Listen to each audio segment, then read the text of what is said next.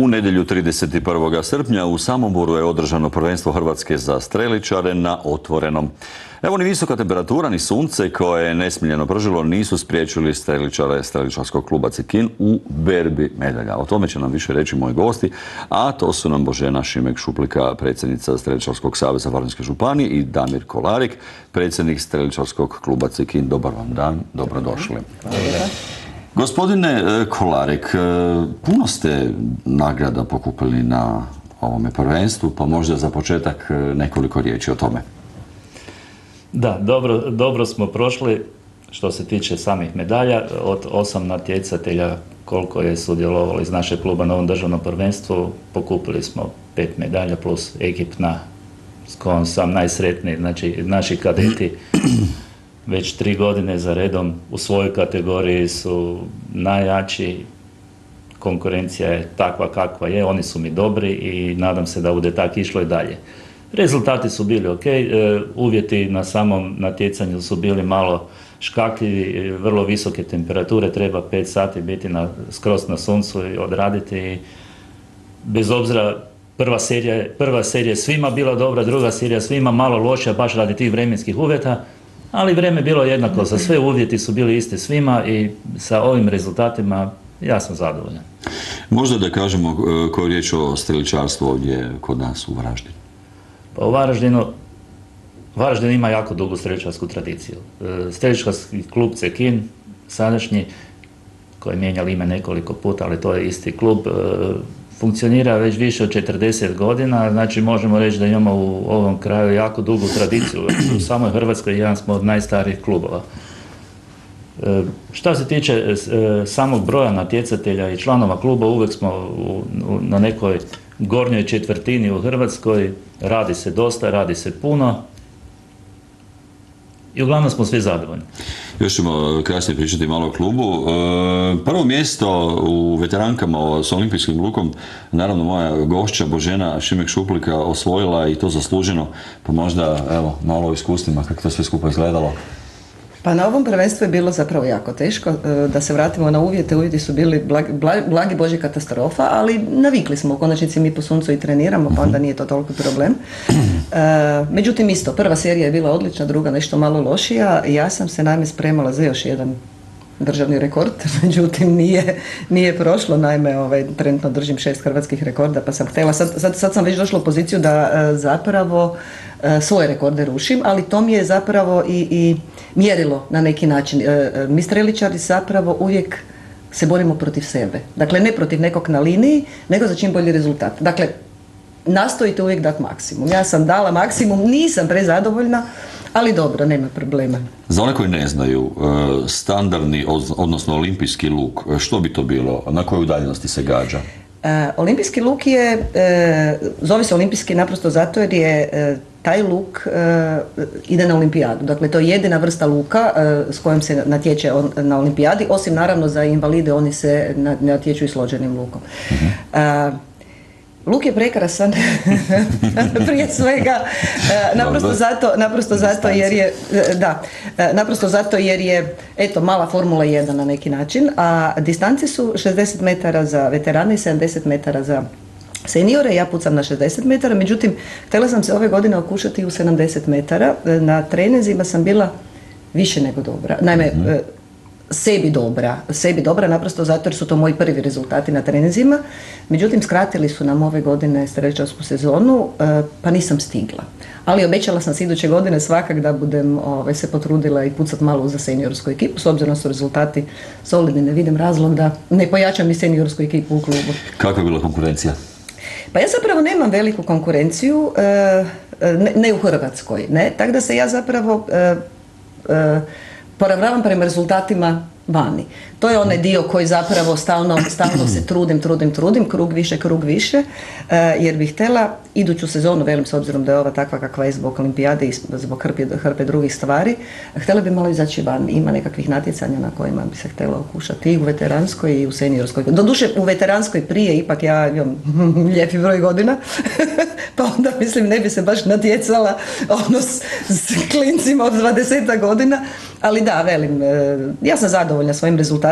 Trener moj, dakle Damir, nije, Odnosno, ja ne vrem tako dobro puknuti da bi on bil zadovoljan, ali, bože moj, ne. Dobro, kriteriji su visoko postavljeni. Da, vele da trenera moraš mrziti da bi bil dobar. Eto, otprilike tako. To je okej. Kad smo kod trenera, pitat ćemo onda trenera gospodina Kolarika, koji je predsjednik streličarskog kluba Cekin, da nam kaže nekoliko rečenica i o planovima. Dakle, čuli smo da je ova sezona vanjska nam malo prerano završila, imamo još 8. i 9. mjesec bez natjecanja, znači samo treninzi i ostalo je da napravimo planove za neke druge stvari koje su nam bitne. Radi se o jednoj drugoj disciplini streličarskoj, znači ne o metnom streličarstvu, nego govorimo o 3D streličarstvu, to je simulacija lova znači puca se na mete životinja u trodimenzionalnom obliku, znači ne siluete, nek pravi oblik, prava veličina, prave boje. Tako. Dobro, nisu pokretne mete. Nisu pokretne mete, Onda okej. ali se zna naći po šumi pokretnih, ali njih obično ne gađamo, njih pustimo. Imamo ove godine već 3. puta organiziramo 3D turnir pod nazivom Hrvatska Puma. Prvi turnir je bio kao pokasni pozivni, prošle godine zbog dobre organizacije dobili smo od Hrvatskog streličarskog saveza da ga organiziramo kao finale Hrvatskog kupa. Za to finale Hrvatskog kupa dobili smo i visoko pokroviteljstvo predsjednice gospođe Kolinde Grabar-Kitarović.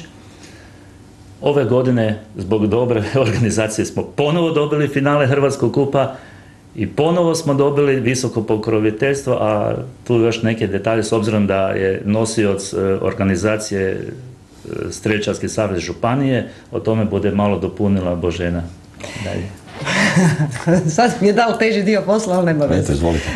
Radi se naime o tome da mi se trudimo pokrivati sve streličarske discipline ili najveći broj streličarskih disciplina i kako se u jednom momentu, sam ja postala predsjednica Streličarskog saveza, odlučili smo se dakle napraviti u Hrvatsku Pumu. Ono koje je zapravo najvažnije reći da ta Puma nikad ne bi zaživjela da nemamo u sebe udruga veterana 7. gardijske brigade Puma, koji su nam tu i logistika i u konačnici jedan dobar dio naših članova i članova branitelja, odnosno članova udruge šta naše, šta ostalih streličarskih klubova. I s tim smo strašno zadovoljni i onda vezano uz to potrudili smo se uključiti što više invalida u čitavu priču. I branitelja, dakle branitelja i invalida. Mi se stvarno trudimo oko sporta, oko streličarskog sporta u županiji i mislim da polako postajemo prepoznatljivi. Naime, ono kad je zapravo u jednom momentu meni bilo tužno kad sam se počela baviti streličarstvom, da sam znala, ja bi se streličarstvom počela baviti prije 20, 30 i 40 godina. Kad se rodila ta ljubav između vas i Luka? Ja sam se zapravo sa streličarstvom na slikama srela prvi put prije jedno 20 godina, ali stvarno samo na slikama, međutim nisam bila u prilici, nisam imala u tom trenutku koga pitati. Komunikacija nije bila kao danas. Dobro. Dakle, internet, Google, sve ostalo. I onda kad sam se konačno našla u čitavoj toj priči, s obzirom da me Damir, predsjednik kluba, uveo u čitavu priču, meni je bilo strašno tužno da se o tome niš ne zna. I mi smo se ja sam se strašno trudila. Ispada da se hvalim, ali zapravo stalno guram, stalno nešto, pa dajte još ovo, pa idemo pitati jel možemo tu napraviti prezentaciju, pa zašto ne bi napravili team buildinge, pa zašto ne bi napravili još jedan turnir, pa još jedan turnir, pa još jedan turnir. Tako da Streličarski klub Cekin radi godišnje koliko, 4 ili 5 turnira. 5 velikih turnira. Trenutno, sad se vraćam ponovo na savez, dakle savez radi Hrvatsku Pumu. Ako bude sreće, u preliminarnim razgovorima smo, mi bi napravili još jedan, dakle 3D turnir. Radi se o praškocim haramijama, odnosno uz bitku za Čanjevo bi se napravio još jedan streličarski turnir, neki dan smo bili pozivni, da. Neki dan smo išli malo pogledati kroz šumu, teren je odličan i na jesen bi to moglo zaživjeti i to bi bilo prekrasno. I velim, opet uključujemo, sad tu uključujem još jednu priču s obzirom da pričamo o praškocim haramijama, kaj ja često zaboravim reći, a to je da su članovi našeg kluba, dakle Cekina, zapravo osnivači Vidiškog reda Svetog Nikole. Jedan dio članova Viteškog reda Svetog Nikole su i naši članovi i zapravo i tu imamo jednu strašno dobru suradnju. Prošli streličarsku školu kod nas, naravno. Da. I zapravo ja nastojim čim više ljudi i čim više tih stvari povezati i mislim da sam u tome dobra. Izvrsno. Jako zanimljiva tema, mogli bismo o njoj puno i dugo, no danas nam je Dan pobjede i domovinske zahvalnosti, Dan hrvatskih branitelja, 21. obljetnica vojno-redarstvene akcije Oluja. Za Oluju kažu da je bitka svih bitaka. Zašto znamo dobro, a reći ćemo ovom prilikom da ste vi, gospodine Kolarik, bili član 104. da ste član udruge veterana 7. gardijske brigade i tome bismo se i nadali, to bi nam bilo onako nekako i normalno za čovjeka koji je bio hrvatski branitelj. Ali ono što nije uobičajeno, kao što kažem, to je nešto drugačije vezano uz našu današnju gošću, koja je, čini mi se, ako imam dobru informaciju, natporučnica u mirovini. Tako? I prva žena koja je ušla u Knin. Iskoristit ćemo ovu priliku da gospođu Boženu evo upitamo zapravo i da i nama i svim gledateljima i gledateljicama kaže nekoliko riječi upravo o tome, o tom iskustvu i kako je to zapravo izgledalo. To je toliko široko i toliko bi o tome mogla pričati. Toliko sam zapravo već o tome ispričala, pa ću prvo biti najkraća što mogu. Naime, 7. gardijska brigada je naravno bila, s kojom sam ja prošla čitav njen ratni put, je zapravo izmjenjivala se sa 4. u Bosni. Jel? Mi jesmo odradili pripreme u Bosni i krenulo se na Grahovo. Bitka za Grahovo je bila zapravo strašno teška, naprosto zato jer je Grahovo praktički bila zadnja crta obrane grada Knina. Kako smo to dobro napravili? Krenula je akcija Oluja, odnosno krenulo se na Knin. Sad, s obzirom da smo mi bili već tad dobrih mjesec dana na terenu i bili smo, iskreno rečeno, verali smo se po toj Dinari, bili smo praktički crni ko ćevapčići i kosti koža, samo mišići tetiva. Dakle, krenulo se 4. ujutro u 5 sati, imam negdje snimke, slike ispaljenja VBR-a. To je, mi smo to naravno gledali iz daleka jer se VBR ne puca kraj vas, ja? I bilo je moćno. Dakle, stvarno je bilo moćno. I bitke su se vodile cijeli dan, Motorole su te koje šute.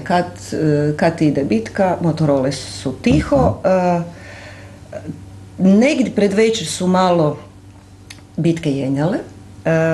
Međutim, mi smo čekali izvješća u konačnici i Motorolama i na svaki drugi način.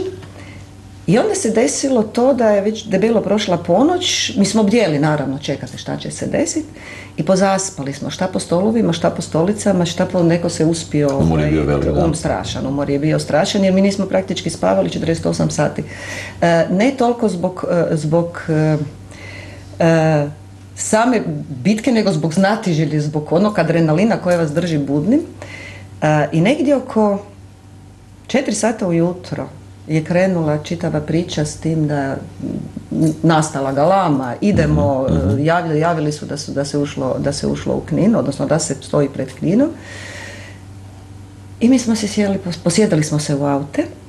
Mene su naime kad smo ulazili u Grahovo ostavili u pozadini i ja sam bila jako ljuta. Poučena tim iskustvom, ja sam se držala za vrata auta da mi slučajno ovaj put ne bi pobjegli. I tak smo mi prek Crvene zemlje malo po malo došli do Knina, s tim da smo putem sretali, dakle, naše tenkove, naša oklopna vozila, koji su u međuvremenu skupljali pješake, pa su tenkovi izgledali načičkani ko ikebane našim braniteljima. I došli smo, dakle, pred ulaz u Knin, kolona tenkova je čekala. Naravno da, s obzirom sam imala tu sreću, stvarno veliku sreću biti u autu zapovjednika brigade, dakle vidjeti čitavu priču iz prve ruke, njegov auto je krenuo na čelo kolone. Sad, svašta se dešavalo na tom ulazu u Knin, ponovo velim, to bi bilo predugo, uglavnom kad smo došli u centar Knina, sreli smo tam, dakle, izašli iz auti, parkirali se tenkovi na platovu, tu gdje je sad spomenik u Kninu. I krenuli smo, naime, to je bilo doslovce, kak smo sretali ljude, bilo je eci, ko će ići s nama gore, jer niko od nas zapravo nije znao točno doći do tvrđave. I skupilo nas se 5, 6, 7, nemojte me u ovom trenutku pitat kolika je brojka točno bila. Mislim, morala bi doslovce poimenično nabrati da bi mogla zbrojiti. I malo po malo smo se popeli gore. Umor, ja se sjećam samo strahovitog umora. Više one zadnje stepenice na samom ulazu u Knin, to je bilo nešto prestrašno. I dakle, došli smo gore, popadali smo, ja sam taj aparat imala, u stvari čak mislim da sam imala 2 aparata oko vrata, imala sam pune džepove filmove, sam u to vreme radila ko PD-ovac u brigadi. I kak smo se sjeli dole i gledamo, tek kak smo popadali, onda smo zapravo shvatili da je zastava još uvijek na ovom Jarbolu. I sad idemo, general Korade, doduše tad još brigadir Korade, je rekao, dečki, nemojte se zabrkavati, ovo treba skinuti, međutim koloturi su zahrđali i to sad nije bilo baš jednostavno.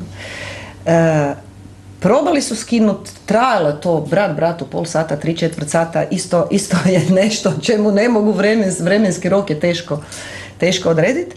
Uglavnom, tu zastavu su konačno skinuli, penjali su se jedni drugim na ramena, padali su dole, sklizalo se. Konačno je ta zastava završila dole pod nogama naših dečki. Ja sam to slikala. I zapravo sam bila potpuno nesvjesna da slikam, jer je, s obzirom da je to na neki način bio moj posao, odnosno jedan od poslova koji su u tom trenutku bili jako važni, ja sam tek kad smo se mi vratili doma shvatila da imam te slike, pogotovo iz razloga tog jer je s nama bio i jedan snimatelj s kamerom, dakle naš pukovnik Žeželj. Međutim, nažalost, ta snimka je netragom nestala. I zapravo su ove slike skidanja zastavi Kninske tvrđave jedini dokument tog trenutka, tog vremena. I reći da se ne ponosim činjenicom da su moje, lagala bi. Upravo tako, da. Predsjednika Tuđmana sreli ste 2 puta. Da. Predsjednika Tuđmana srela sam 2 puta, prvi put sam ga srela kad je došao na Knin. Ima jedna mala tu priču, nikad nisam ispričala javno, probat ću ju skratiti. Naime, mi smo dan prije pripremili, jer na Kninu, dakle imali smo uvjete koje smo imali. Skratiti, ne? Dobro. Pa smo složili stolove, servirali smo tanjure, sve smo to napravili, da predsjednik dođe unutra. Da ne pričam da je to bilo sve u dlakicu. I ulazi predsjednik unutra, sad naravno dođe, dočekali su ga dole, dolazi on i onako uđe unutra i veli, ali pogledajte kak je krasno vreme van je, zašto bismo bili unutra?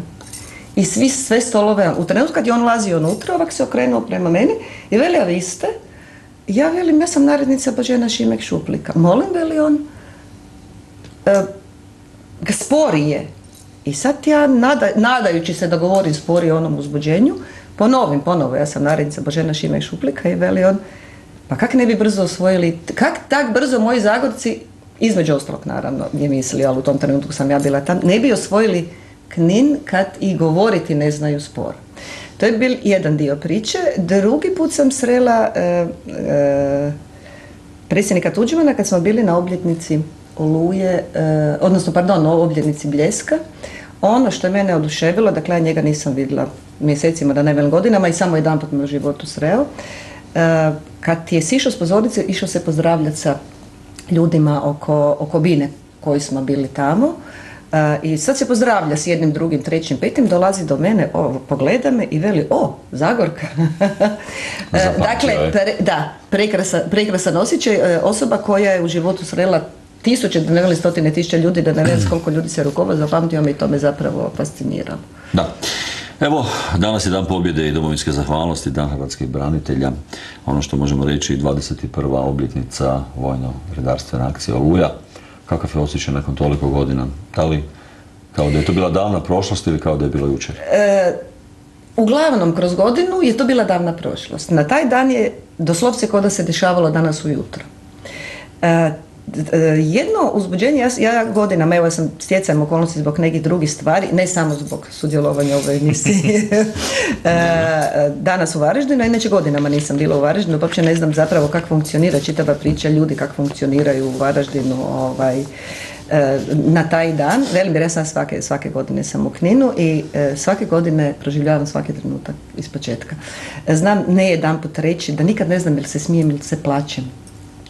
Kroz čitav taj dan, stalno srećete poznate ljude, stalno srećete prijatelje, pa srećete ljude koje ne poznate, pa dolaze ljudi, srela sam, vi ste rekli da ste bili na turneji po Australiji, sretnem ljude koje nikad nisam vidjela, više nikad u životu ne budem vidjela. Onda veli, mi smo došli iz Australije, možemo li se, jer mi naravno uvijek idemo s obilježjima brigade, možemo li se slikati s vama? To je prekrasan osjećaj.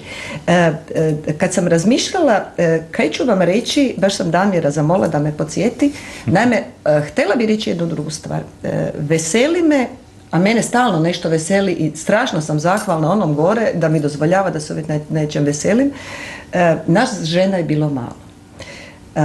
Ono što mi smo u Varaždinu nešto probali s okruglim stolovima uz nekakve obljetnice, svašta malo angažirati žene. Dakle, ja sam inače voditeljica projekta, radimo knjigu o ženama sjeverozapadne Hrvatske, ali ono što me veseli je projekt koji je upravo realiziran i trebao bi krenuti krajem 9. početkom 10. To u konačnici nije ni bitno, bit priče da je projekt završen, a radi se o seriji od 6 epizoda, podsjeti me Damir, veteranski uspjesi. Priče o veteranskim uspjesima, točnije tak se zove, i imala sam čast i zadovoljstvo sudjelovati, dakle, i u tome. Jer je posljednja emisija zapravo emisija o ženama u Domovinskom ratu. Hvala HRT-u, hvala vašoj ekipi jer je isto sudjelovalo u jednom dijelu snimanja tog materijala. I to je, velim, em to malo najavljujem, em se veselim, em se i opet hvalim. Ja se samo hvalim. Da. Eto, uobičajeno da se pri spomenu Domovinskog rata govori o braniteljima i junacima, no pritom se zaboravlja kako je nemali broj žena bio sastavni dio hrvatskih vojnih snaga, koje su na mnoge načine dale svoj doprinos u ratu, od čijeg je završetka prošlo dosta godina, pa hvala i vama i svim braniteljima koji nas u ovom trenutku gledaju. Naravno, čestitamo svima Dan pobjede i domovinske zahvalnosti. Dan hrvatskih branitelja, 21. obljetnicu vojno-redarstvene akcije Oluja. Mi bismo mogli dugo pričati. Naša emisija je došla samo do kraja. Se zahvaljujem na gostovanju. Čestitamo svim streličarima na velikim uspjesima. Želimo još mnogo uspjeha. Naravno, vama čestitke i zahvala na vašem velikom doprinosu u Domovinskom ratu, kao i vama i svim braniteljima. S time ćemo završiti današnju emisiju. Poželjet ćemo svima skupa, evo, današnje ugodno i lijepo slavlje i u tom dobrom raspoloženju rastećemo se naravno i otići možda na neku destinaciju gdje se isto tako slavi. Hvala vam lijepo još jedan. Hvala vam. Poštovane gledateljice, dragi gledatelji, evo došli smo do samog kraja današnje emisije. Svima skupa lijepi pozdrav, vidimo se za 7 dana u isto vrijeme na istome mjestu, a sljedeća večerica na rasporedu je već u ponedjeljak.